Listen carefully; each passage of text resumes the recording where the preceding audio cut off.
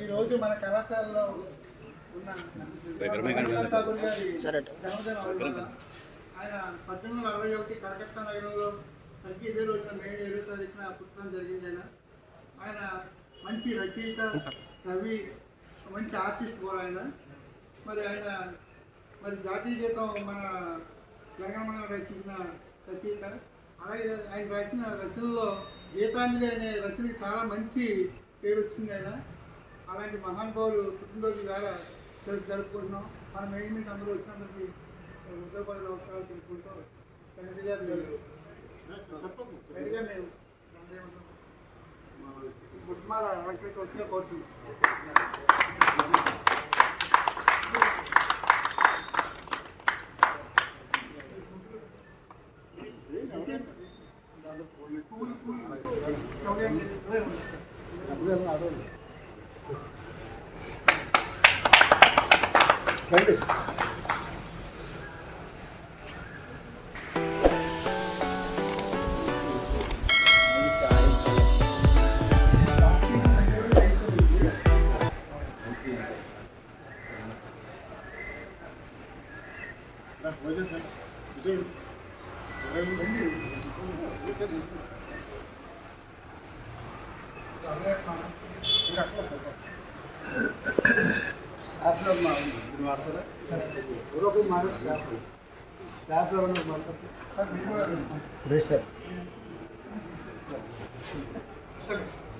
ఈ రోజున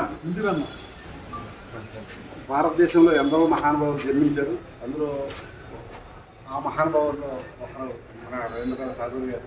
ఆయన జన్మదినాన్ని పురస్కరించుకొని ఈరోజు బీఎన్ఆర్ కళాశాల ప్రాంగణంలో వారికి ఘనంగా నివాళులు అర్పించడం జరిగింది. అయితే ఆయన భారతదేశానికి చేసినటువంటి సేవ, సాహిత్య రంగం ముఖ్యంగా వారు చేసినటువంటి సేవ మనందరికీ సుపరిచితమే.